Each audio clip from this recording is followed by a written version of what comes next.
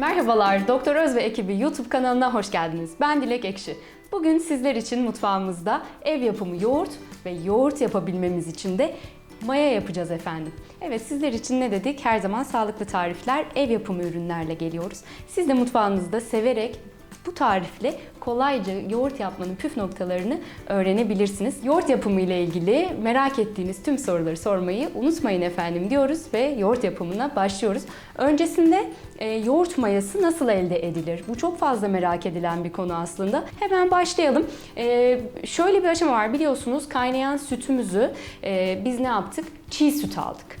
Yani bu hazır dışarıdan gelen açık sütler diyoruz ya, onlardan aldık ve sütümüzü iyice kaynattık.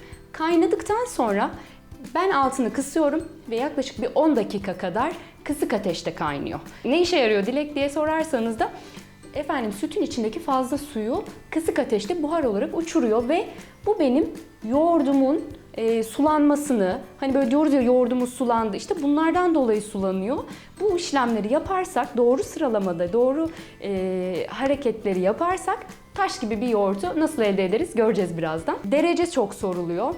Hepimizin mutfağında derece yok. Sütün ılıklığı ne seviyede olmalı? Serçe parmağımızla her zaman annelerimizi biliriz değil mi? Kontrol ederler.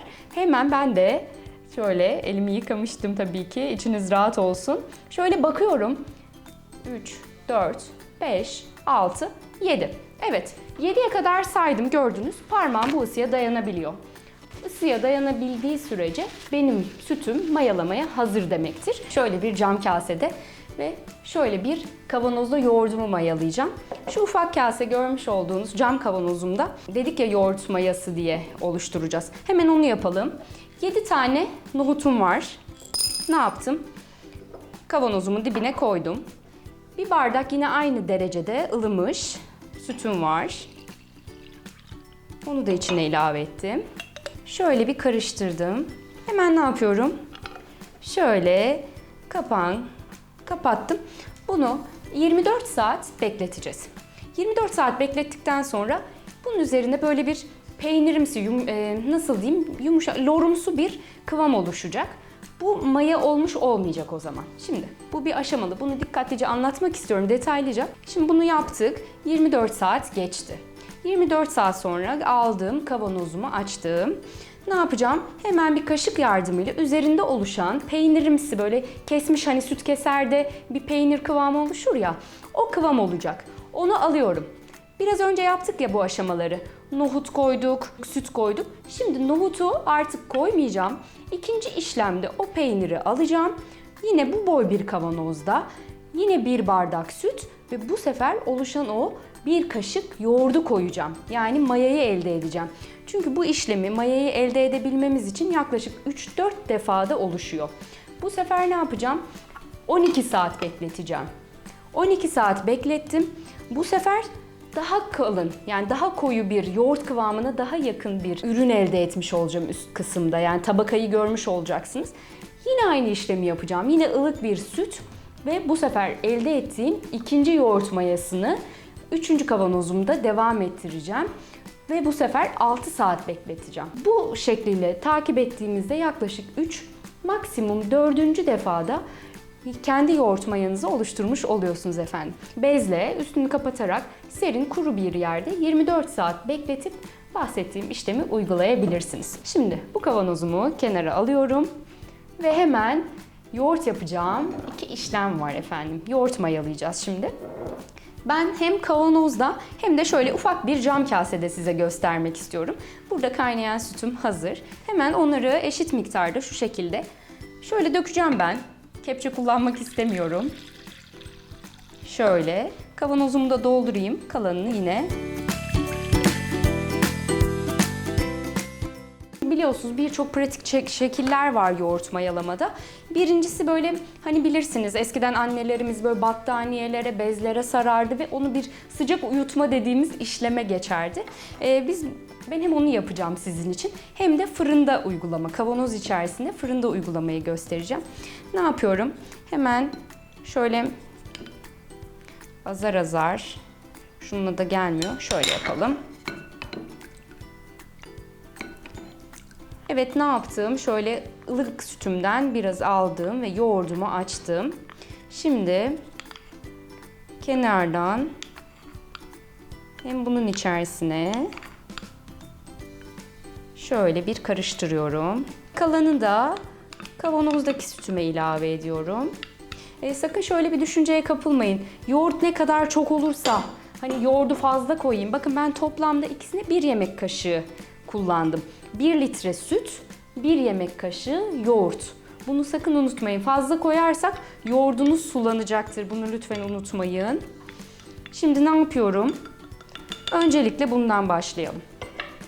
Şimdi bunun üzerini kapatırsak eğer, kapattığımız zaman o ılıklığıyla birlikte üzerinde buhar oluşacak. Kapağını kapatırsak ve hani biraz önce o suyu çıkartmaya çalışmıştık ya, aynı işlemi başa çevirmiş olacağız.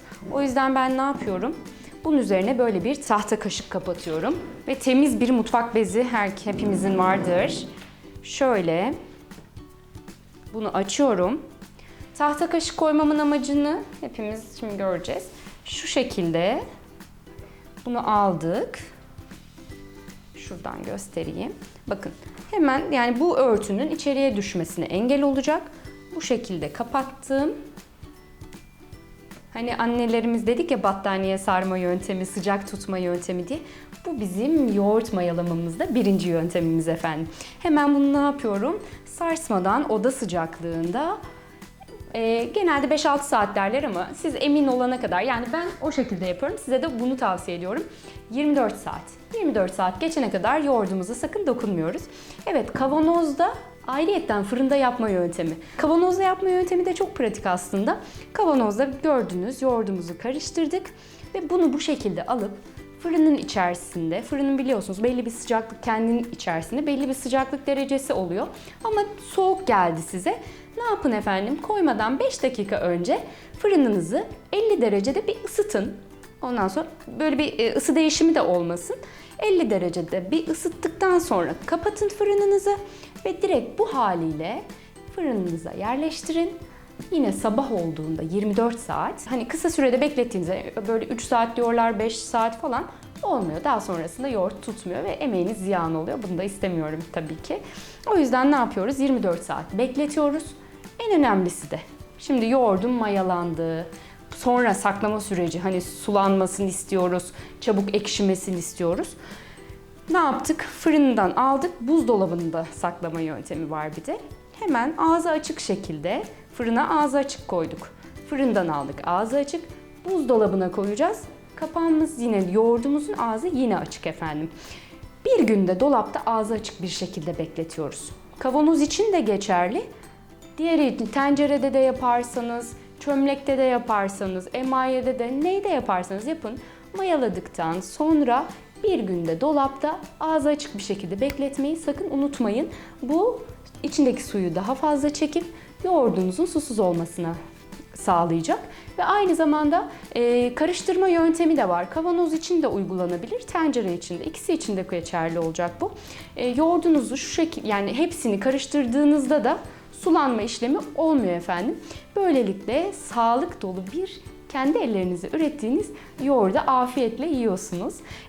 Bugünlük kanalımızda biz sizin için ev yapımı yoğurt yaptık. Farklı, sağlıklı bir tarifte tekrar görüşmek üzere. Kanalımıza abone olmayı, yorumlarınızı da eksik etmeyi unutmayın. Hoşça kalın.